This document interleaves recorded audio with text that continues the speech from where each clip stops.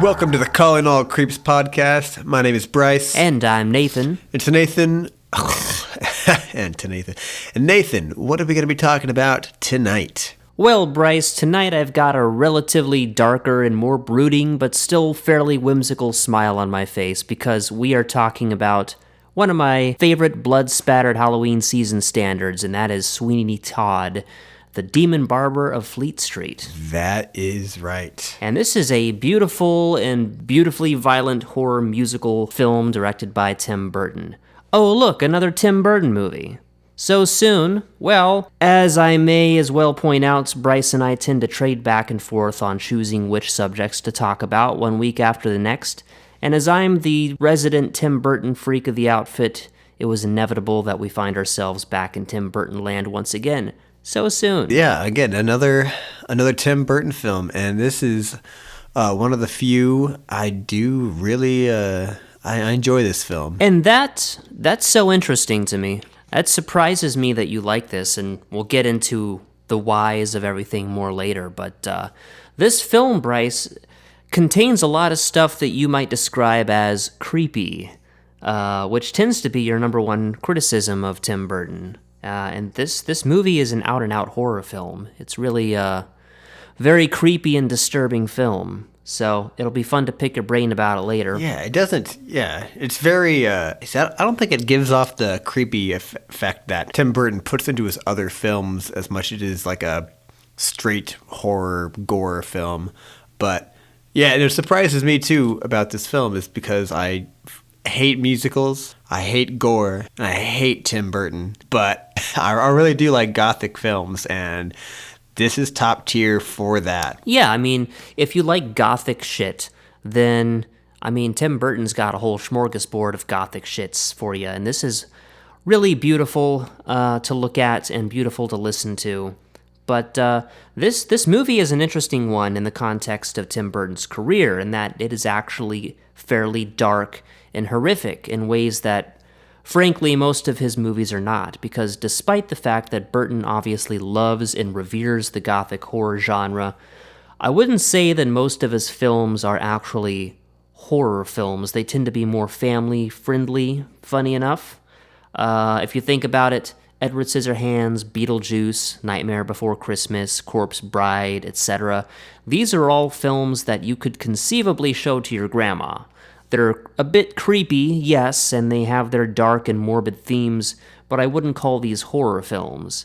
This movie is. Yeah, I mean, most of his movies are a little more kid-oriented. Alice in Wonderland, Charlie and the Chocolate Factory, Nightmare Before Christmas, Beetlejuice. Same with Edward Scissorhands, but this is an adult film, but it's definitely not for kids. Yeah, well, I may as well ask what your history with this movie is. When you first saw this movie, what your relationship with this film is.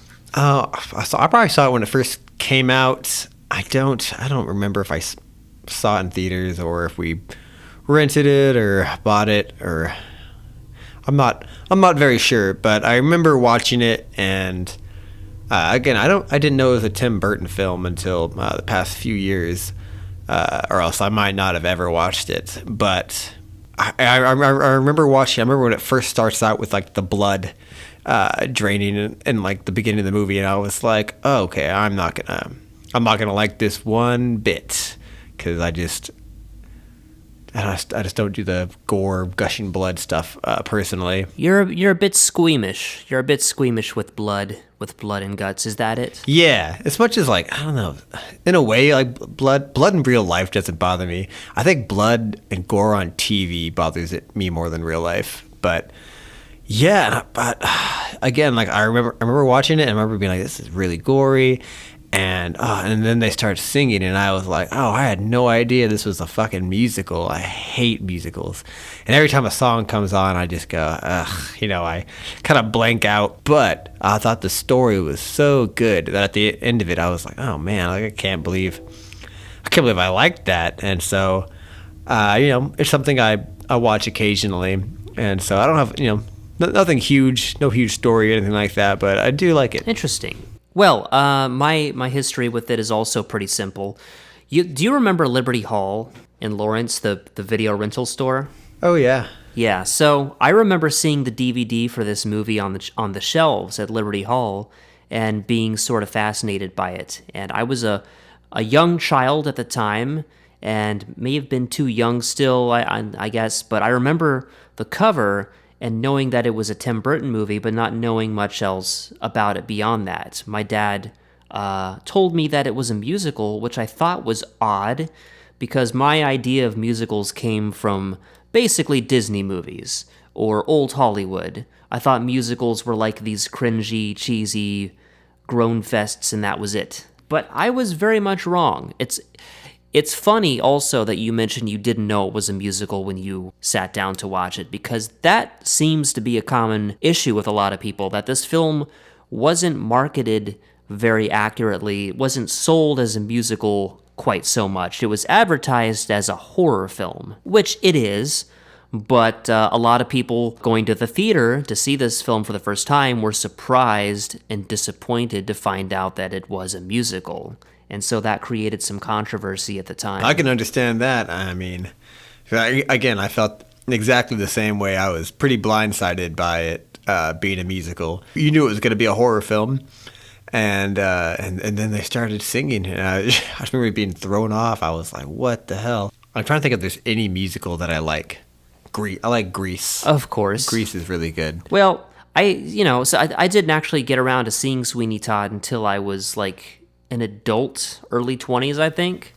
But oh, you didn't watch it then when you saw it at Liberty Hall? I did not see it as a kid. No, I first became aware of it as a kid. So for a long time, it was just the cover for me that I saw, and I thought that it looked cool. It was also sort of vaguely intimidating. But I want to say that I was probably like 19 or 20 when I first actually watched it. And like you, it was sort of love at first sight. The visuals, the music, the mindless, gratuitous gore, which I actually do like, that kind of shit, because I'm a sicko. It was all the things that I loved most in life. Spooky visuals, good music, and hatred. Yeah, and you're like, wicked smart when it comes to music as well. So I feel like musicals have to be maybe intriguing in at least the writing process. Yeah, I don't like traditional musicals at all, really. I basically only like musicals when they're this movie or anything by Matt Stone and Trey Parker, like the South Park movie. That shit slaps. Do you like Grease? No, I don't fuck with Grease either. I just don't. This is going to be Nathan's last time co-hosting on the Con All Creeps podcast. We will find a grease-friendly co-host in the future. You just love anything that's greaser-oriented. You're just a frustrated greaser. I do. I love Grease. I love American Graffiti, Hollywood Nights, Happy Days. Oh yeah. Well, this is a bit darker than Happy Days, I'd say. So why don't we go ahead and scooch into Victorian London here. I'll, first of all, give you some background production stuff. So, we rejoin our hero, Tim Burton, the secret protagonist of this podcast, in 2007. By this point in his career, he had rather fallen from grace, critically at least. Despite his early smash successes, it was beginning to look like Burton's spark might be going out. Several poorly reviewed disappointments had farted their way through the box office, most notably The Planet of the Apes, which I know you like this movie, Bryce, but most of the world seems to disagree with you, as it is widely regarded as the moment Tim Burton lost his marbles. Really? It was a total black mark on his career going forward, considered a total embarrassment by fans and critics. Yeah, it's a very despised movie. It's considered his worst movie by some distance. Really? Wow. I would say Planet of the Apes is his best movie by a huge, wide margin. And, albeit it's probably the first iteration of the Planet of the Apes that I've seen, and so maybe I've got some nostalgia working there for me.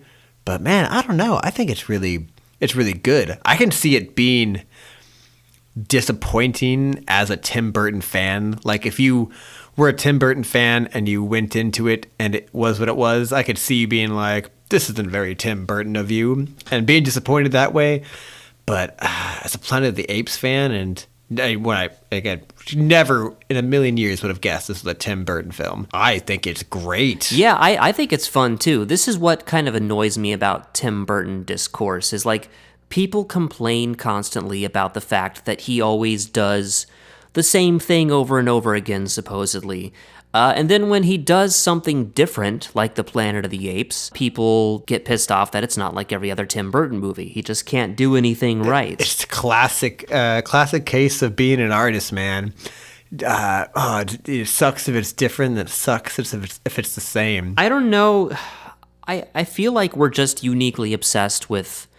Because, like, I feel like we wouldn't be like, oh, there goes Beethoven doing another piano piece. He just keeps doing the same Beethoven thing over and over again. I bet back in the time when Beethoven was there, I bet he heard that. Well, if he could hear, I don't know. He was deaf, maybe? He probably didn't hear that.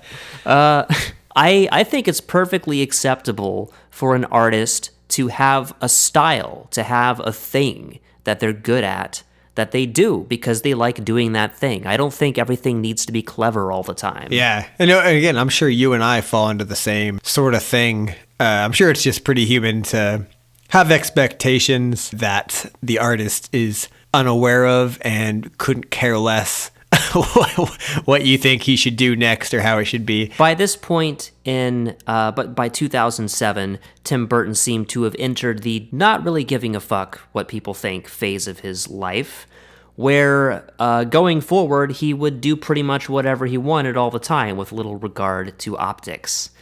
And an incredibly boring and intermittently cringe-inducing adaptation of Alice in Wonderland graced the theater 3 years later, and I'm pretty sure no one gives a fuck about Dark Shadows or Frankenweenie or whatever the fuck else. Dumbo, get that shit out of here. Oh, I forget the Dark Shadows. Ugh, such a disappointment. I don't even think I even finished Dark Shadows. Yeah, so this movie, Sweeney Todd, remains one of his last bangers, in my opinion, which I don't think is even remotely controversial. I love it, full disclosure. It seems pretty universally liked. Oh, there were plenty of people who didn't like it, but they were largely fans of the original musical, and I will touch on that in a minute here. But this movie rocks. It's one of Tim Burton's last really great ones. I totally love how Burton goes all in on the blood and guts and the shock factor here, seemingly disinterested in attracting the same young audience that made his most famous works such legendary staples. But this was not an original idea that Tim Burton came up with. This film is based on a stage musical from the 1970s. So that's pretty cool. The stage version, however, is also not totally original. The character of Sweeney Todd, in all his grisly glory, first appears all the way back in the 1840s in a series of penny dreadfuls titled The String of Pearls. Oh, good. Because when I was rereading some of the stuff about it tonight, I was so sure that it was based off of something older like that. But, I didn't come across that. I came across something saying it was like based on a play from like the 70s.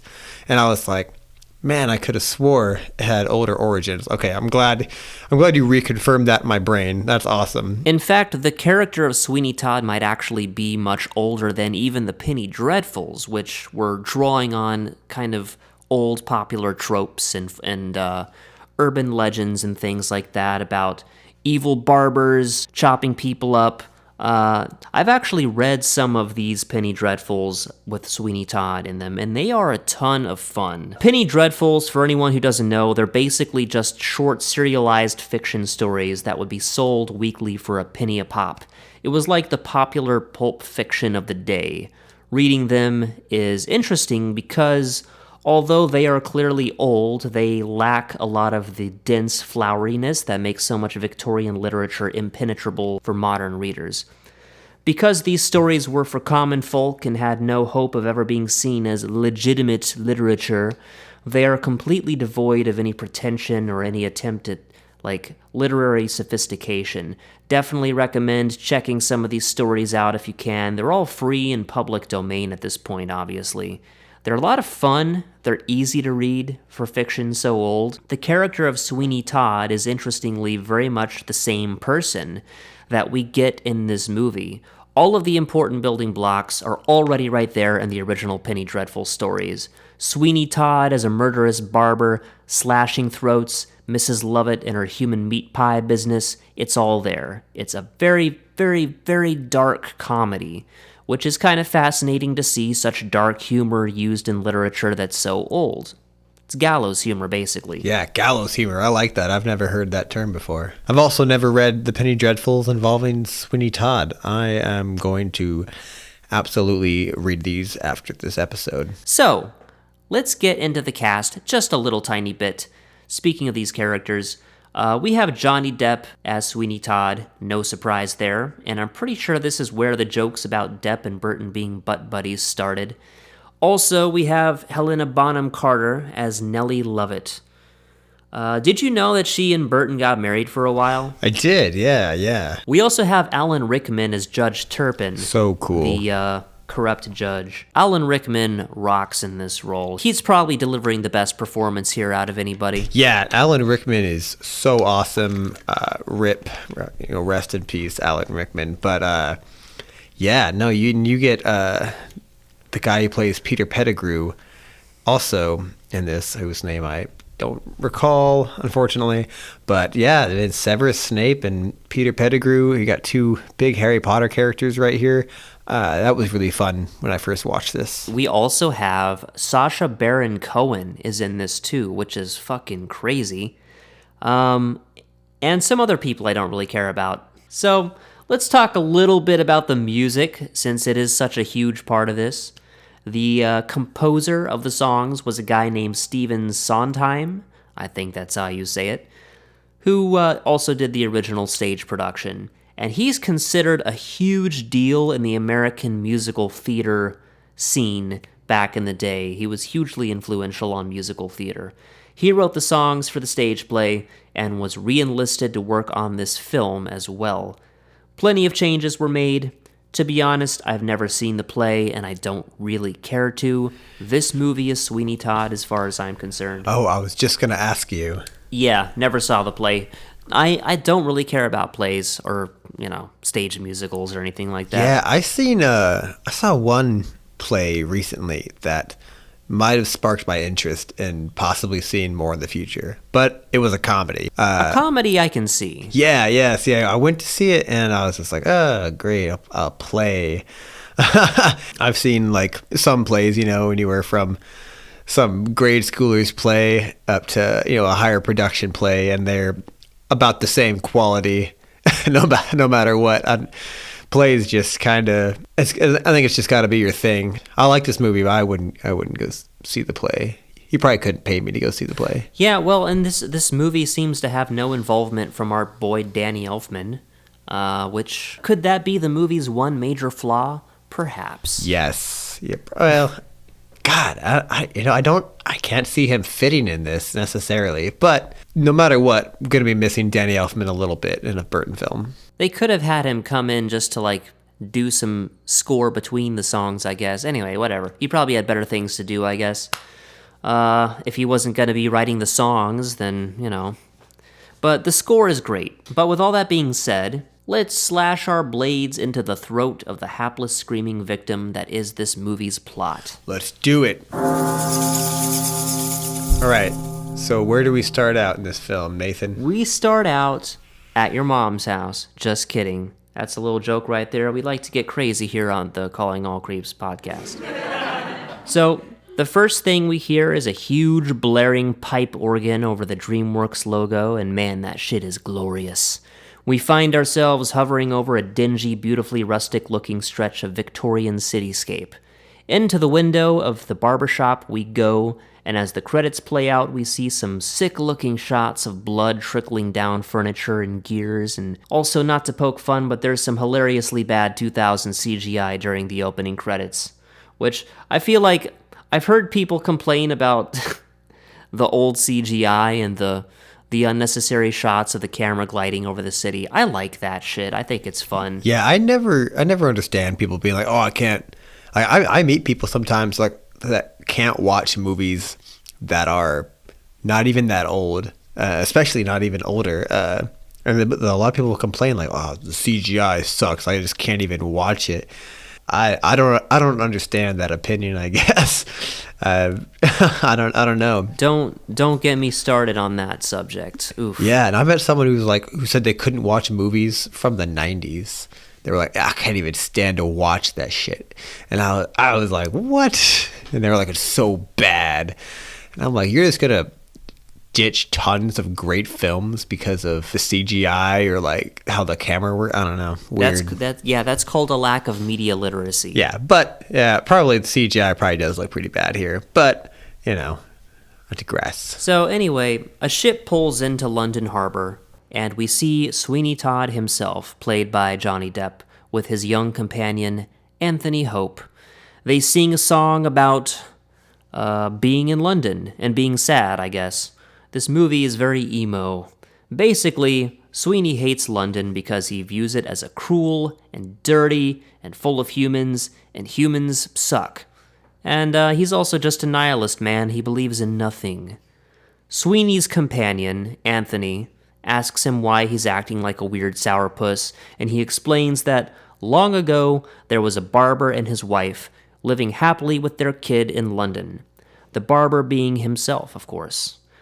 A corrupt judge took a liking to his wife, framed him for some shit that he didn't commit, and had him exiled to Australia. In the flashback, you see Judge Turpin being hilariously obvious about it, like he's literally hiding behind a bush in broad daylight when he appears to give the order to his henchmen. But now Sweeney Todd is fucking back, and he's about to get a little bit stabby. Oh, like I said, gone for 16 years. That's such a long time. Yeah, I guess at like a work camp or like a prison camp in Australia, supposedly, because back in the day, Australia was just like a prison colony. What a fucked up way to start a country. Yeah, just a country prison. Yeah, I don't know, but I want to look up what that transition is like from it being a place to send your prisoners to what it is today. I don't know how that looks, but lots of bad stories about going to Australia. It's got to be wild to go away for 16 years and then come back. Yeah, that would definitely have me feeling pretty pissed off too. Yeah, for something you didn't do. That's the worst part. Yeah, it seems to have just driven him completely psychotic. But he sings a song about it, and I think the song is great, and I just love hearing him sing about how filthy and shit-covered London is. Also, his hair is really cool. He's got this awesome white streak in it that almost feels like some Bride of Frankenstein type shit. It's cool. Oh, yeah. Johnny Depp looks so fucking awesome in this movie. Yeah. The camera, like the lighting and the camera, the costume design, the makeup, all of that in this film is so good looking. Yeah, I wouldn't be too sad. I'd be like, well, my wife is dead, but my fit is fucking awesome. Yeah. So it's all good. But he makes his way to Mrs. Lovett's shop, where he encounters Lovett behind the counter. And I love Helena Bonham Carter in this. She really nails the role. Her voice isn't the most naturally versatile instrument I've ever heard, but she really sells it like a good actor should. When she's singing? Yeah. Yeah, I heard that Johnny Depp couldn't sing at all, and he took lessons to sing in this film, and everyone thought that was a bad idea, but I think it panned out pretty good. Yeah, I think Johnny Depp's got a pretty good voice. His pitch is great. He has a good ear, and there's just lots of personality in his voice. Yeah, no, I agree. I just read that they were pretty unsure about it because he didn't sing before, and yeah, he had to go through a bunch of lessons for the film, and everyone's like, yeah, oh, that's kind of risky. Again, as much as I don't care for most of the songs. There is one song in this film that I do genuinely like, but outside of that, not really. But they're very good vocalists. So, big fan of the Hex Girls songs, but not a big fan of Sweeney Todd. Yeah, the Hex Girls are incredible. Most real bands aren't as good as the Hex Girls. Indeed, sir, indeed.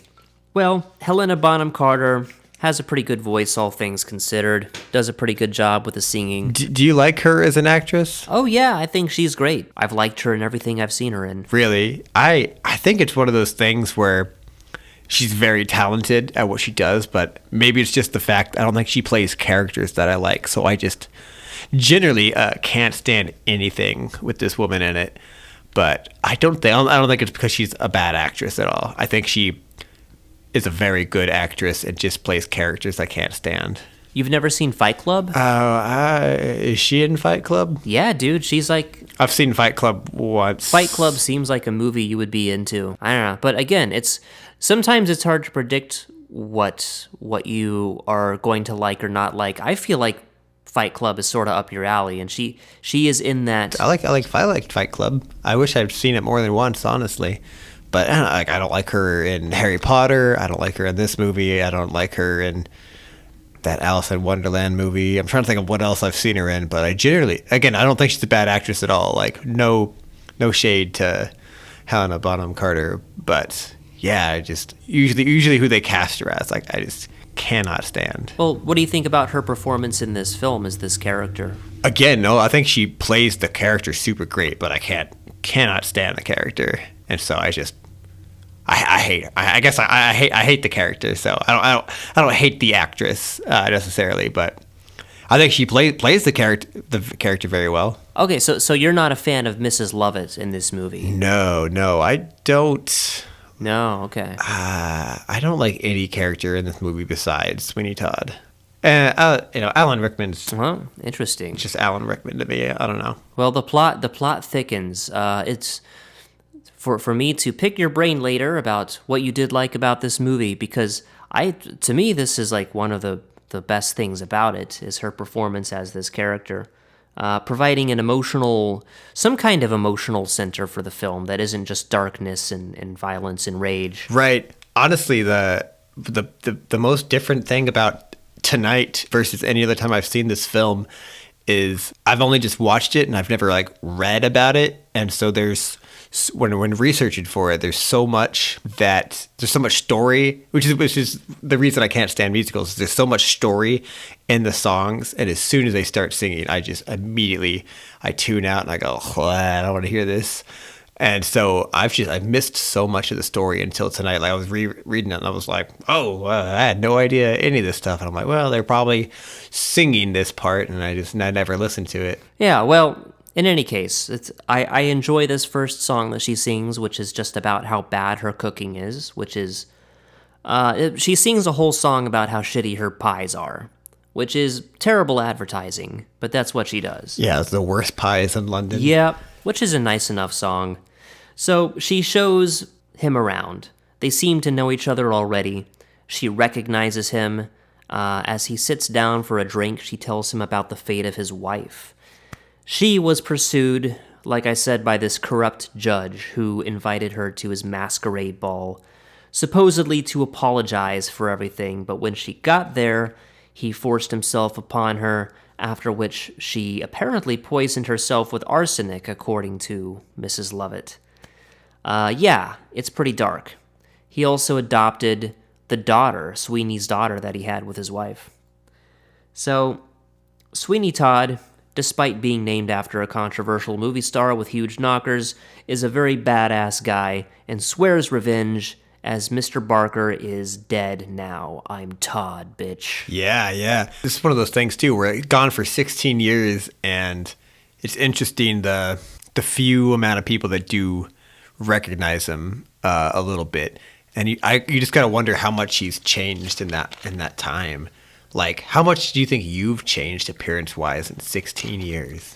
I don't know, because he looks the same in the flashback, so... That's what I was thinking, but it's weird. Some of the people, like, they just barely recognize him, or I think, like, the other barber recognizes him purely based on his razor blades. Yeah. Well, and speaking of which, this is the scene where she takes out his old box of razors and gives them back to Sweeney Todd, and he looks at them, and he has a moment with them, refers to them as his friends, not weird at all. He sings a song to them, which is also very normal.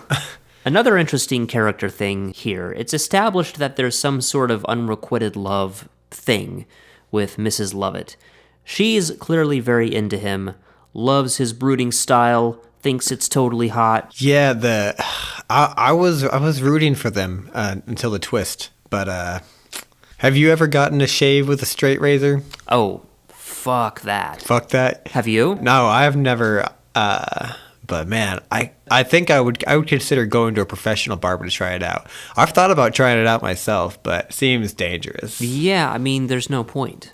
The hair's just going to grow back, basically, immediately. So I don't really see the point of having a super close shave. It's not the 1800s where people are not shaving often. No, I think it would just look cool in the mirror to have that big knife. Yeah, I figure you're attracted to the aesthetics of things. Like, I can see you going out and buying, like, this old-fashioned razor kit and then immediately slitting your throat.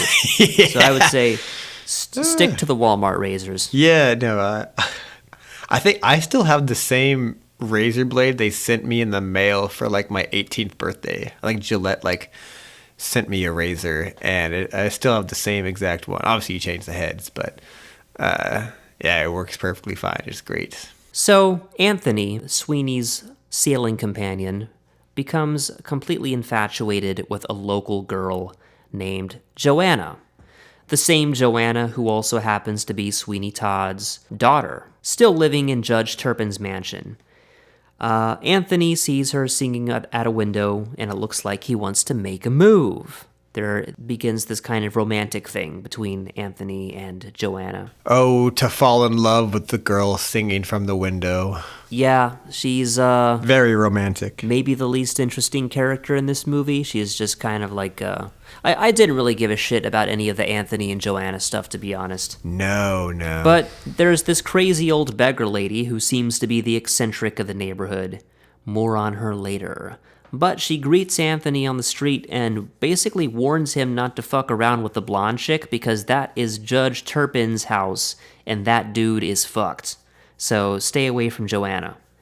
Anthony appears shaken by this, but young lust knows no fucking equal, so he vows to steal her somehow. Still not loving the connotations there, but it's an improvement on getting assaulted at a masquerade ball. Judge Turpin catches on to this kid right off the bat, invites him into his home. This scene is awesome, where his henchman, whose name is Beetle for some reason, beats Anthony up and lets him off with a brutally stern warning. I don't know who this henchman guy is, but he seems like a true friend. I hope you would do that for me, Bryce. Just beat people up and exile them to Australia if they question my treatment of women. Yeah, if you ever need some child beaten up, I am there for you 100%. Damn straight. That's the Calling All Creeps way. You need a crime committed? Yeah. So, once outside, Anthony finishes singing his I'm Gonna Steal Joanna song, which honestly isn't one of my favorites. I don't care for this song, and I generally like the songs in this movie all right. This is one of the ones that, like, gets stuck in my head. Like, when I think of the movie, the song comes to mind, and yeah, it annoys the shit out of me. It's because they keep bringing it up again and again throughout the movie.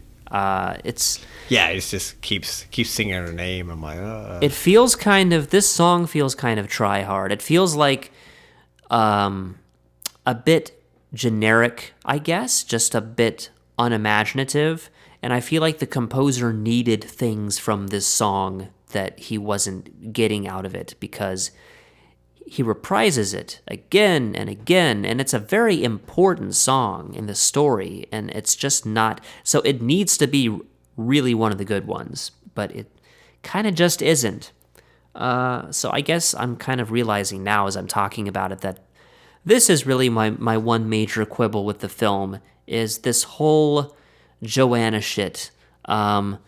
It kind of needs to be here, I guess, for the story, for Sweeney Todd's character arc to be really complete, but I'm just not really that into the Joanna stuff. But in any case, Sweeney Todd and Mrs. Lovett are out on the town when they encounter a crowd of people being solicited by a literal snake oil salesman, played by fucking Sacha Baron Cohen, who at this point in his career is straight off the heels of Borat, a movie which people seem to just love, but it's not really for me. He's in very good form here, portraying Adolfo Pirelli, a sleazy traveling salesman. He's selling a miracle elixir for people's hair. I guess it's like a growth potion or something. Yeah. Sweeney Todd calls him out on his bullshit, exposes him, and pisses him off. Have you ever seen Borat, Bryce? Because that's Sacha Baron Cohen's most famous film, I would say. No, I'm aware of it. Doesn't seem up my alley. I have not seen it. Again, I also didn't put the face to it until I was reading about it tonight. That was the same guy, but yeah, it's definitely one of those too edgy for you 2000s comedies. Just not really my thing. Yeah, but I do love a good snake oil salesman. Always a good part in any story. I love the trope of it, and this is the song that I like. I would say this is my favorite part of the whole movie, this whole bit here. Yeah, I really enjoy this scene. They get themselves into a shaving contest at Sweeney Todd's instigation, which I guess is a thing. This is where I first learned that Sacha Baron Cohen could sing, which is interesting. Very good song. His name is Sacha? Sacha Baron Cohen. His first name is Sacha? Yeah. Huh. What did you think it was? No, I didn't know his name. I've only met women named Sasha. It's Sacha, so it might be just like a completely different.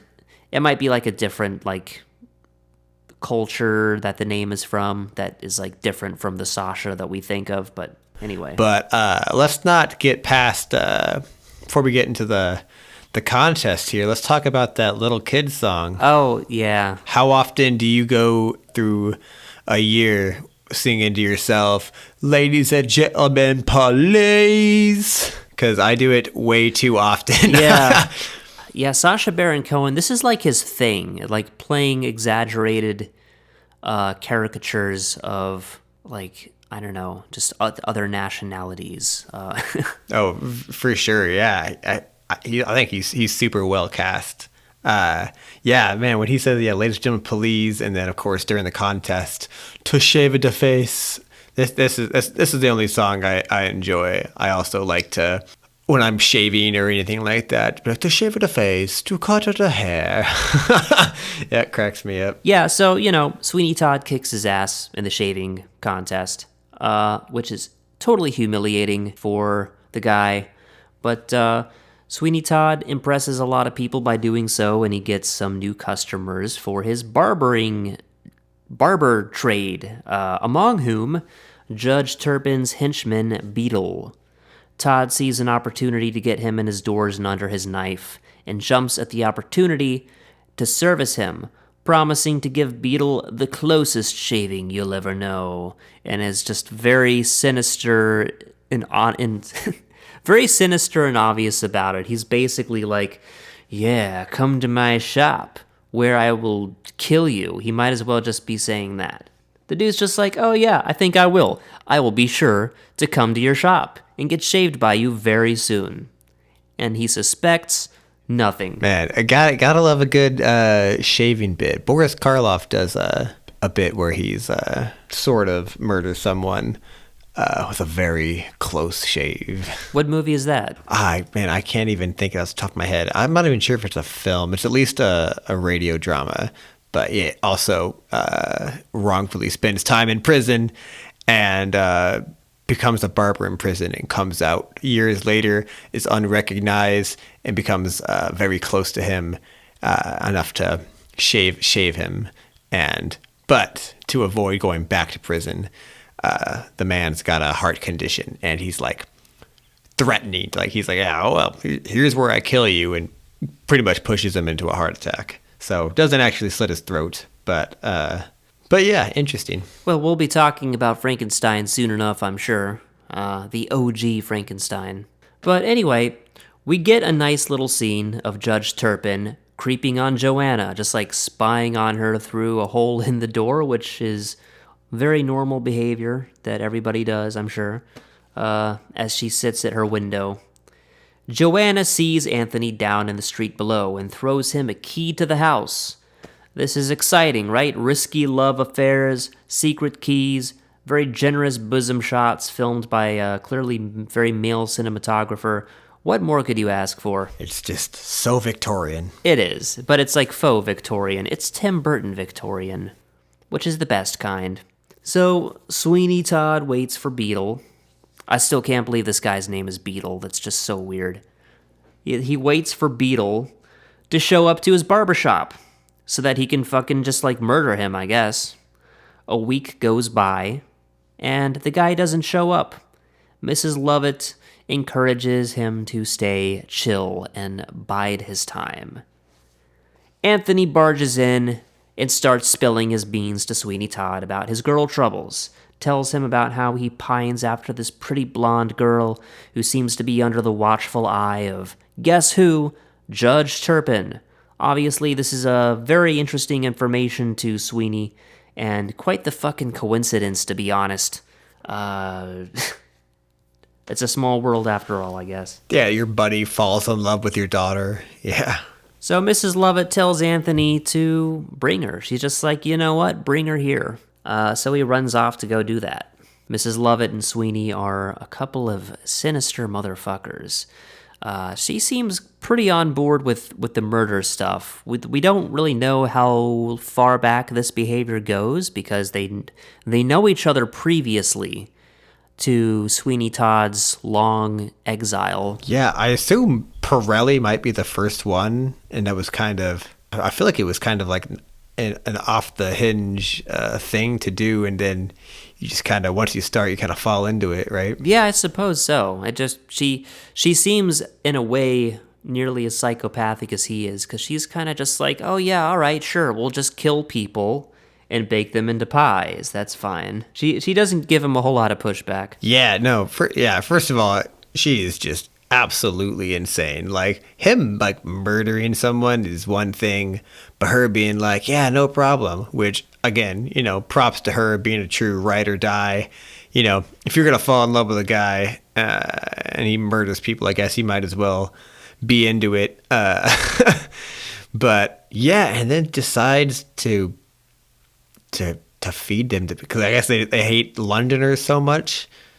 They're like, we'll just feed all these assholes human flesh. Yeah, it's interesting how, they hate London, but why do they hate London? It's because their existence is miserable, and the film is like pretty realistic about depicting how shitty Victorian London was for lower class people, and that's the other thing that's interesting about this story and the original Penny Dreadfuls too. These stories that this movie is based on ultimately were being marketed to like common folk. So unlike a lot of legitimate literature from the Victorian period, it's not about rich aristocratic people. Most like classic Victorian books, you read them, they're about like rich aristocrats and stuff living in castles and whatnot. Oh yeah. This is about average working class people working in pie shops and stuff. Yeah, this is like your Mark Twain kind of stuff, you know. This is about the people, from the perspective of the people. Yeah. And I haven't read those Penny Dreadfuls there, but you said they're pretty written in the style of common talk, right? Comparatively speaking to, I mean, like all writing from back in those days is going to strike us as formal. But it's a much very flowery. Yeah, but it's a much easier read than like, it's not like reading Nathaniel Hawthorne, not a bit. Not even like Mary Shelley or something. Yeah. It's like straightforward. You can read these things. You can just like, and they're so short. Each story is so short. Well, we're talking about them deciding to make meat pies. Yeah, so cannibal pies. So getting to that, Sacha Baron Cohen shows up to the barbershop looking to stir some shit over his public humiliation. Turns out he recognizes Sweeney Todd due to his distinctive razors and threatens to expose his true identity. Bad fucking idea, man. He quite predictably gets beaten to death. And the violence is really visually striking in this film, isn't it? Like the color, even the color of the blood is just very striking. And so Sweeney Todd just fucking kills this guy. And after almost getting caught by this kid, Todd finally slashes the dude's throat and we get a glorious blood spurt Hell yeah. Yuck. What do you think about this first murder scene, Bryce? I know you're not a gore guy, but were you into the kills? Were you feeling the vengeance in these kill scenes, Bryce? Yeah, I'm not a gore guy, but I do enjoy violence in film, and so I might like this one a little more than the others, because definitely a little bit more rashness and passion in this one. Yeah, he kind of just decides to do it. He's all fucked up from being in Australia. Being in Australia will do that to a motherfucker. So, Judge Turpin, he's beginning to feel threatened, and decides to straight up just marry Johanna. Eager to spruce himself up and look nice for his new bride, he decides to get a shave. And his henchman Beetle gives him a referral to Sweeney Todd. This falls into place rather neatly. So it's beginning to look like Sweeney Todd is going to get his way. Judge Turpin shows up and suspects nothing as he sits down for his shave.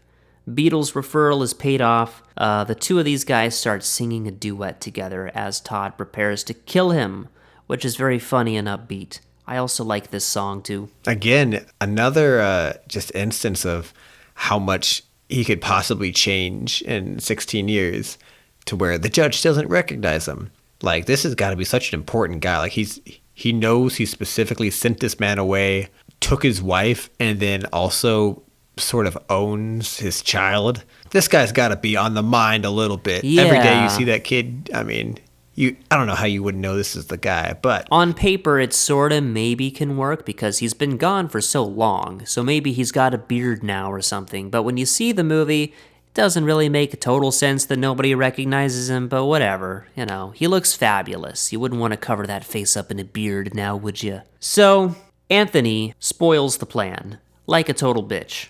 Barges in, spills the beans again about Joanna, this time right to Judge Turpin's face. Nobody ever said young love was rational. Turpin storms off. He has Lucy committed to a fucking asylum. If he can't have her, no one can. Yeah, this judge is just got to be one of the sickest written characters. Like, it's I don't know. That's pretty twisted, but this dude, again, wrongfully imprisoned someone, assaulted his wife, supposedly drove her to suicide, took his daughter. He's basically like commits the complete destruction of this family. The more you think about it, the worse it is. But having said all that, Mrs. Lovett is ever the pragmatist and begs the question of what to do about the body of the dead guy that Sweeney Todd just killed. They come to the very natural conclusion that they should, of course, bake him into meat pies and sell his flesh for money. So they, decide to make a whole business out of it, killing people and selling their meat pies. It's very romantic. I love a good Bonnie and Clyde type scenario, I gotta say. Yeah, and to go from the low he's already at, all this stuff has happened in my life, and now I'm murdering people, and worse consequences are ahead. And she still sticks by his side, hops right back in with them. Good stuff. In a way, this is kind of Sweeney's happy ending. It's not going to work out like that, of course. But by the standards of this character, this is the happiest possible ending he could have. Meanwhile, we get more Anthony and Johanna stuff. I'm pretty sure the song comes back up again.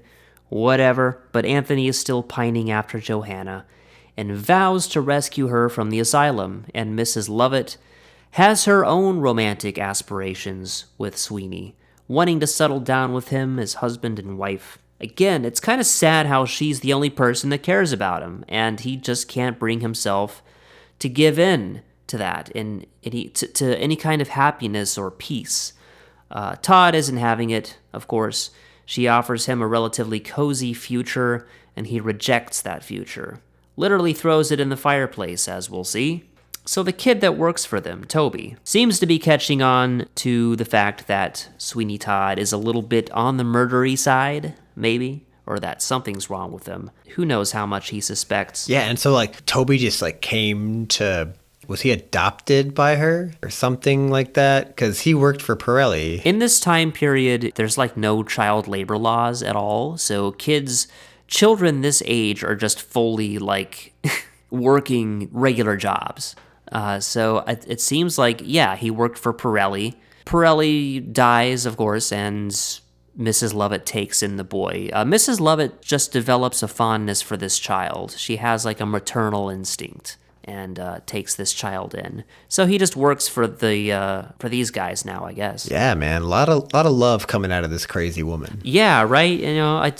I like her character. I can't help but like her character. She's the closest thing that this movie has to a truly sympathetic character that I actually care about. You don't find Sweeney Todd sympathetic? No, I think he's cool. I like him, but he's just a complete psychopath. I feel sorry for him, but that's different. Like, he's not, there's no warmth in Sweeney Todd. There's a warmth in Mrs. Lovett. She's compromised, of course, but she's like, there's like this kindness in her. She knows how to love another person. Sweeney Todd just doesn't have any fondness for anything. Anyway, the kid suspects too much. He like sings a song to her about how he wants to protect her, presumably from Todd. Mrs. Lovett catches on to the fact that this kid knows too much, and she locks him in the basement with what I can only assume are murderous intentions. As psychopathic as she is, she still doesn't seem to relish in harming this kid. You gotta have boundaries somewhere, I guess. Just like they say in Buffy, man, love makes you do the wacky. Yeah, like they say in Buffy. I don't know what they say in Buffy. I don't really watch Buffy. So, we also see Anthony sneaking into the asylum as a wig maker in need of human hair.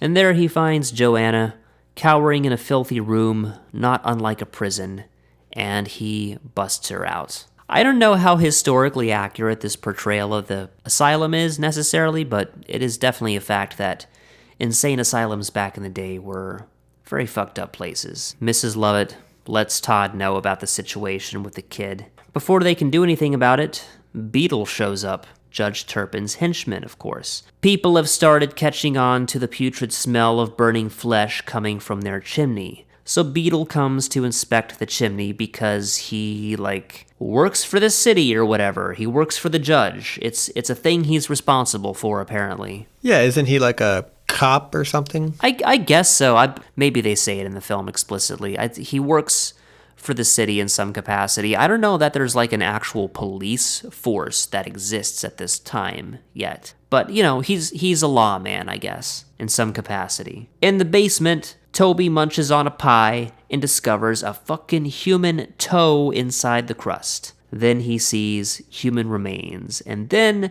the dead fucking body of Turpin's henchman comes crashing from the ceiling, and at this point the kid freaks out.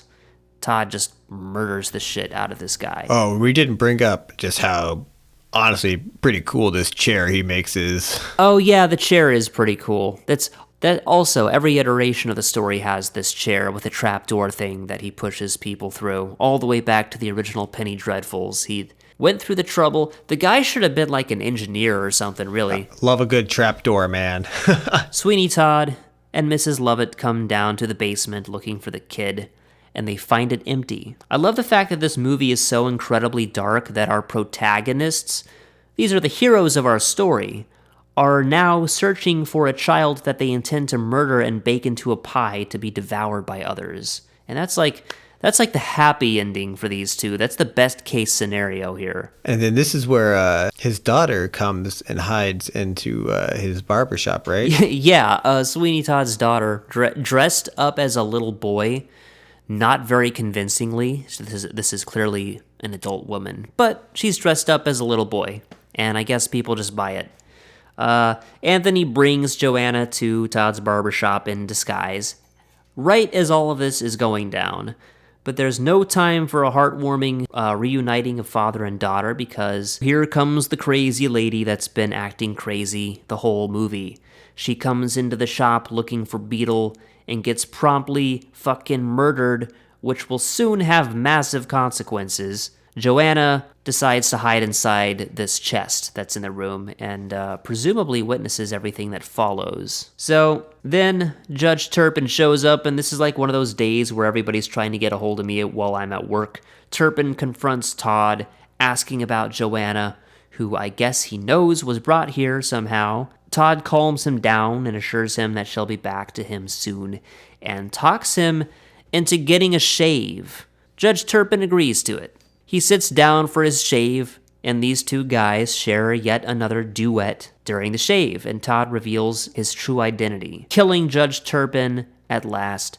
The kill doesn't disappoint. It's every bit as gory as you'd want it to be. Todd drops his body down to the basement, adding to the pile. Pretty epic kill scene, wouldn't you say, Bryce? Oh, yeah.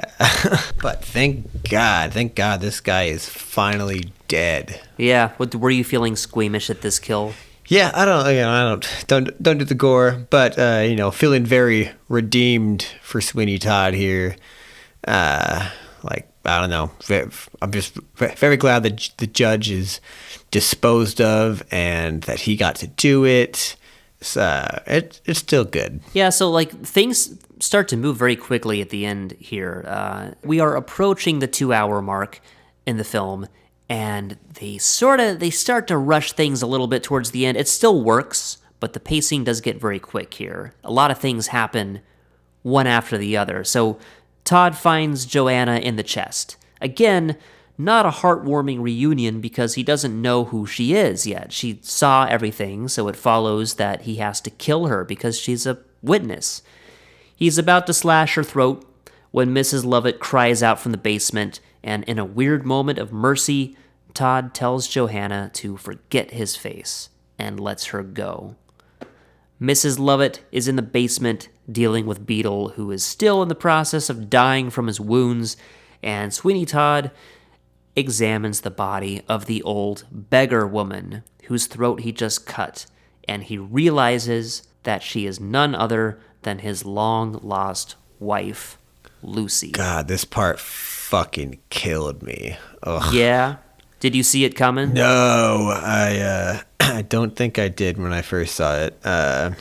Did she recognize him? I know she seems to be mentally broken. That's what I wonder. God, and then ends up being killed by her husband after Miss Lovett told him that she had committed suicide.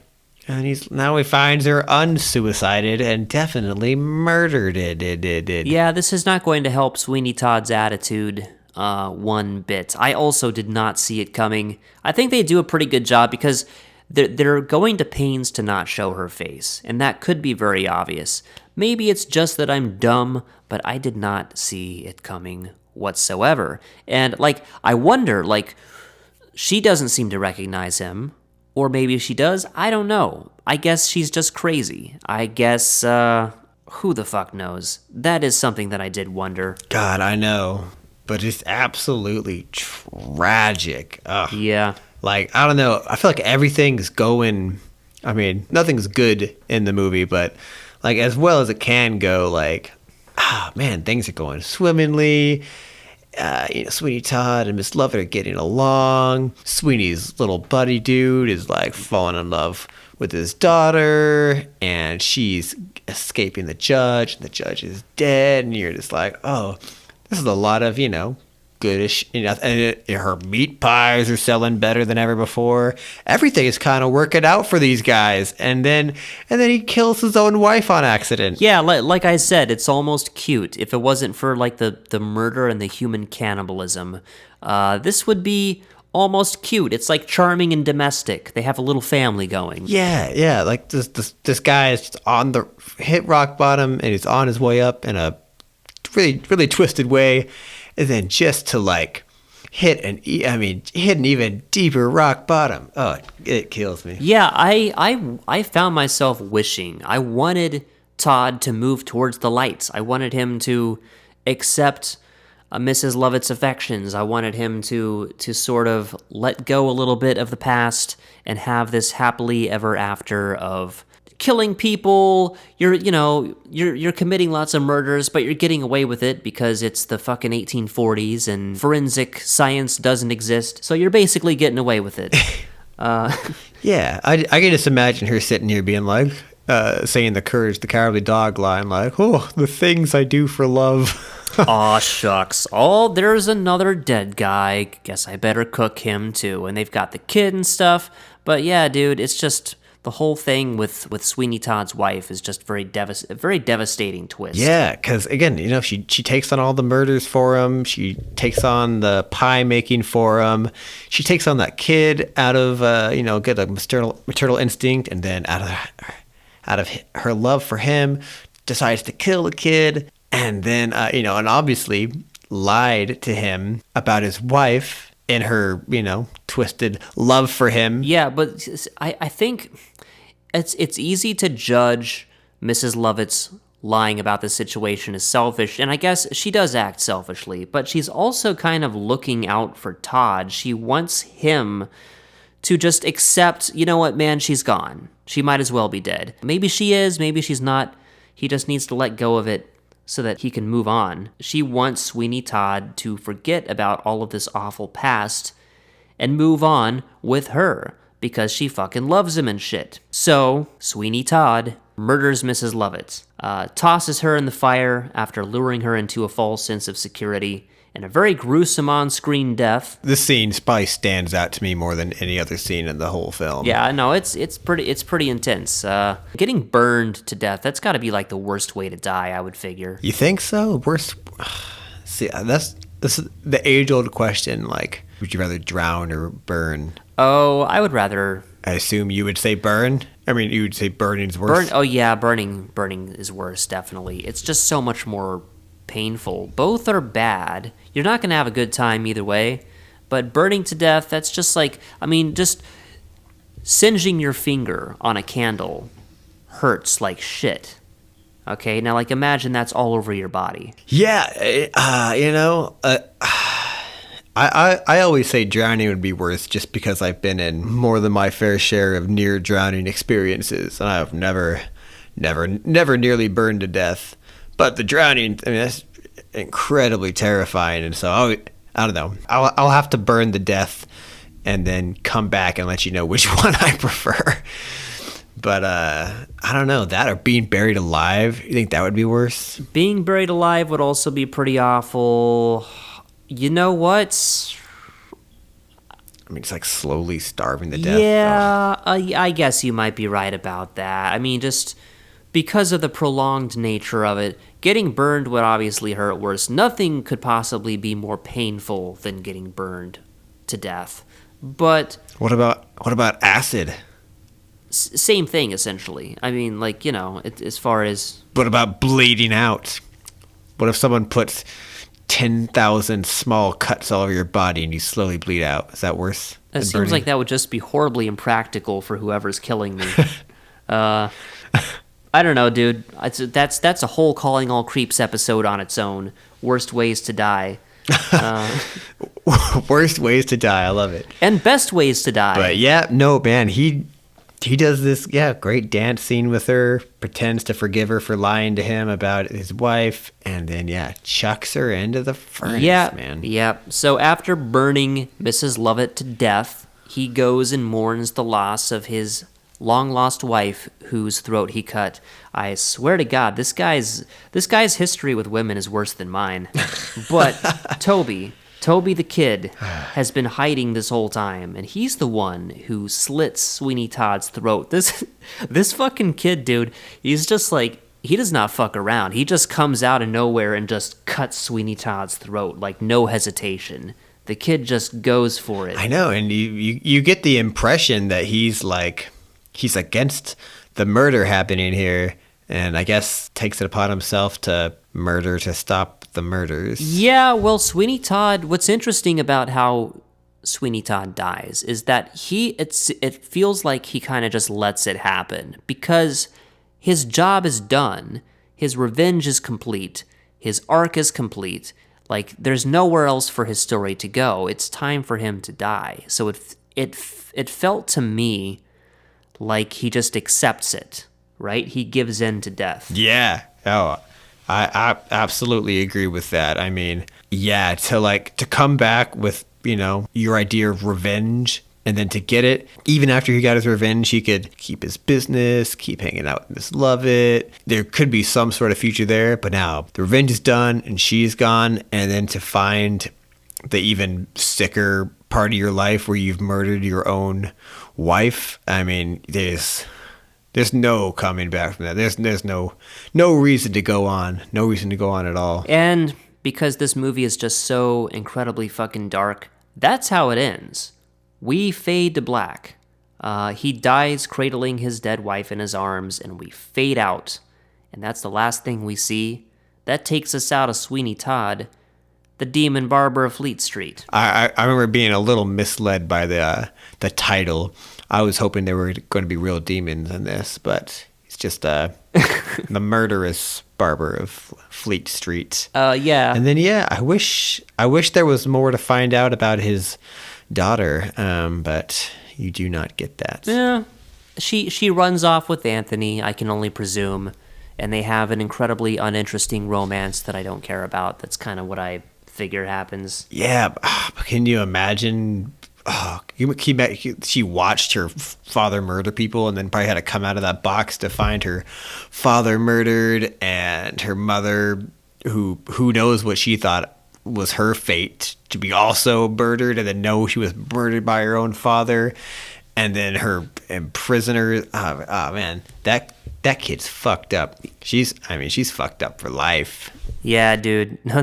You bring up a good point. Sweeney Todd does not set an example of a great father figure, I'd say. I mean, talk about fucking daddy issues. It's like, yeah, I just kind of found out my dad was slitting people's throat and baking them into pies. You know. Yeah, right. Like, my dad went to prison, and then my mom, I don't know what she thought of her. If she knew her mom's fate, maybe she also thought her mom had committed suicide, and then she got a new dad, and then her new dad wanted to marry her, and then sent her to an asylum, and then she found her old dad and her mom, and her old dad's a murderer, cannibal guy, and who also murdered her mom. Oh God, rough. So why don't I take a leak real quick, and when I get back, we can discuss ratings and our overall thoughts on how we felt about this movie. 10-4.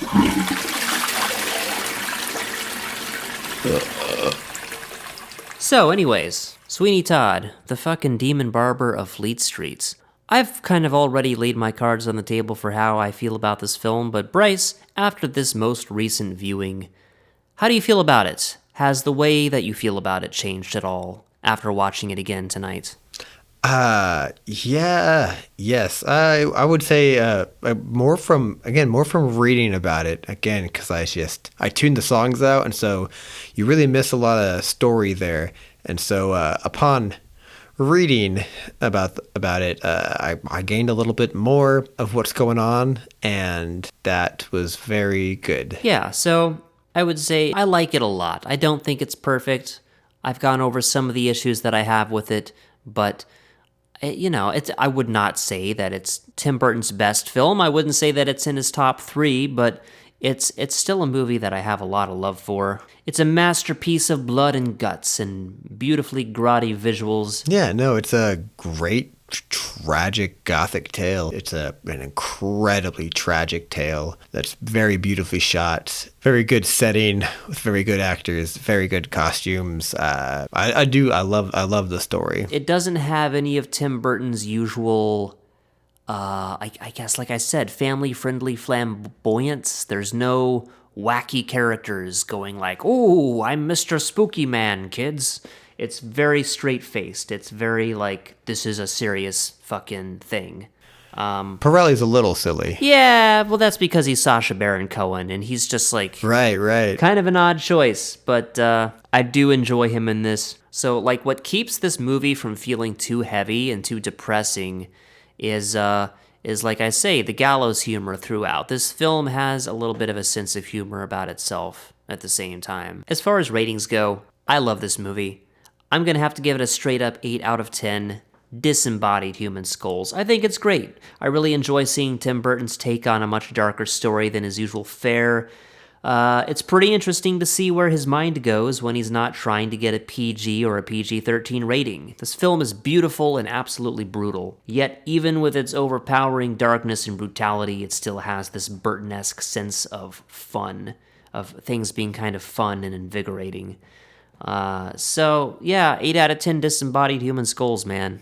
What do you give it, Bryce? I'm gonna give it a 6, maybe a 6.5 disembodied human skulls for this film. All right.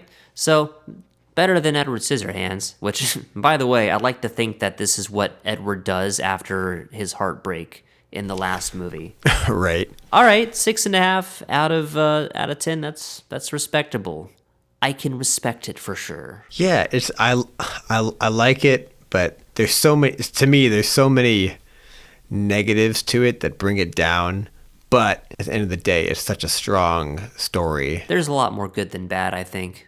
And it's like, I did figure, I knew before even starting this that I was gonna like this movie more than you, just because it has more things in it that I like that aren't necessarily your cup of tea. But I'm pleasantly surprised by how much you did enjoy this. I'm glad that you weren't like, oh man, we have to talk about another fucking Tim Burton movie. Freaking bastard. Right. Again, it even surprises me. Every time I watch it, I'm surprised I like it. And anytime I bring it up to someone, they're like, you in that movie? And I'm like, yeah, believe it or not. Like, I do like it. Again, like, the fact that it's full of gore and singing, I mean, that's just enough to hate it. I mean, if it was even just like, if the story sucked a little bit, then this would drop down to like a 2. I am curious, just to pick your brain about one thing real quick.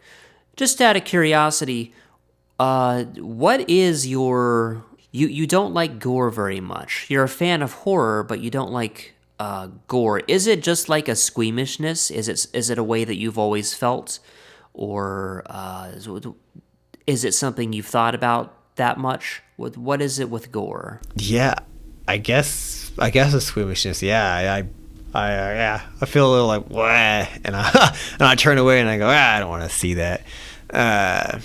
It turns me off pretty hard. I don't like it in cartoons. I probably hate it in cartoons, like cartoon gore, more than I hate any of it. And then movie gore, I don't like it all. And I guess I don't know how your average fellow would define it, but when I think horror is ghosts. The horror movie, it's ghosts, it's haunted houses, it's cemeteries, it's fog. Nothing to do with murder. I think murder is like a whole separate true crime kind of deal that I guess is in itself horrifying, and so it becomes part of the horror genre. But to me, like, murder isn't like a movie like this. Well, I would definitely consider this a horror movie. I don't think it's the murder part that makes it so much of a horror movie. I don't know. Murder and horror are two separate things to me that I guess mix a little bit. Monsters is horror, cemetery is horror, fog, haunted house, a werewolf howling, a moon. Well, yeah, because like the definition of horror, probably in most people's eyes, is just that, yeah, it's designed to disturb you in some fashion, to give you the creeps. You can achieve that with a ghost story. You can achieve that with a murder story. So it's just kind of vibes. One of the most famous, probably the most famous horror franchise is the Halloween franchise, which is all about a guy going around stabbing people. Yes. So like I hear your point of view. I know. There was like, I feel like slasher film is just like, to me, it's just such a minuscule part of the horror genre. I think the McDonald's episode, Scared Silly, is more of a horror film than those movies or this movie. Your perspective is certainly interesting. It's definitely unusual. It's probably like the vast majority of people would probably disagree with these ghost stories, monster movies, things that you do consider horror. Do you like it when they actually give you the creeps? Do you like it when you actually feel disturbed by something in a horror movie, or are you just not into that flavor at all? You just want it to be like just pure fun, not really like, scary. No, I do really like the fun. And And again, I think there's a difference between like giving you the creeps and the goosebumps and the shudders or something like that. That's not the shock value of gore and murder and jump scares.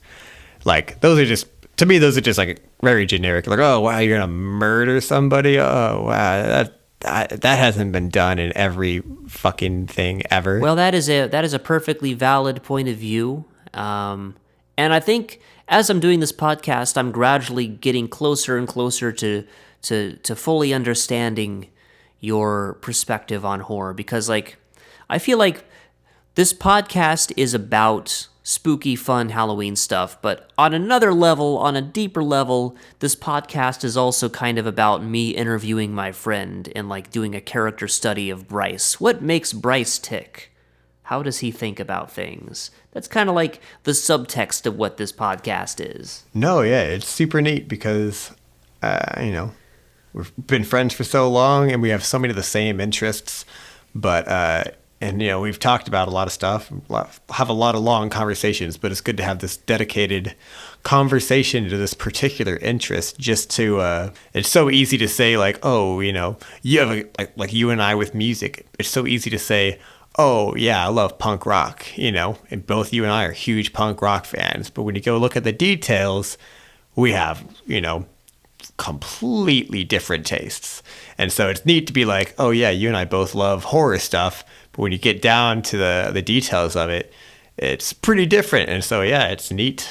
And I think there's a place for all of it. Well, having said all of that, I think our listeners have probably heard us talk quite enough about Sweeney Todd and horror for the time being. I'm glad I was able to revisit this film with you, and believe me, there will be other Tim Burton. Yeah, again, I'm so glad I got to read. I'm so glad I got to read about this because I like it, but I've never been interested enough to like research it. And so to find like all the past information about it and to see how it came about and to like delve deeper into the story bits that I missed when watching it, was super, gave me a better liking and a better perspective of it, and just reconfirmed because I haven't seen it in years, and I'm glad I got to again, and still good to know I still enjoy it.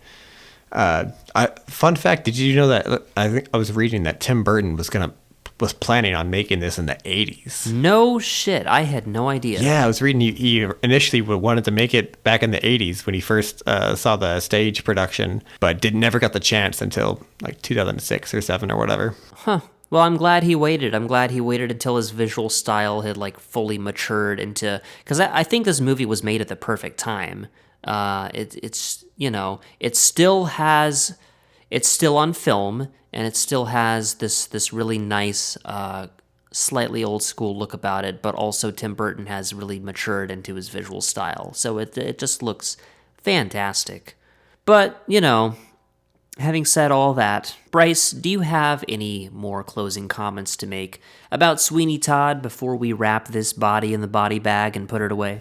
Nope. If you haven't seen it, you should probably go check it out. It's pretty good.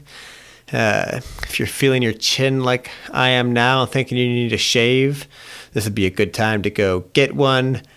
And we'll be talking to you next week. So until then, bad dreams. Goodbye. Thanks for listening. Gather around and I will tell you all a story or two.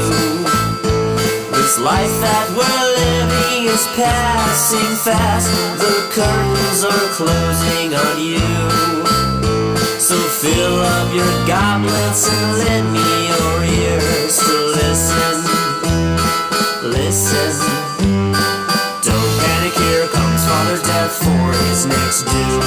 Maybe it's me, and maybe it's you, maybe you. We're just passing through. Fill up the goblets with wine. For tonight everything is just fine. But tomorrow never knows.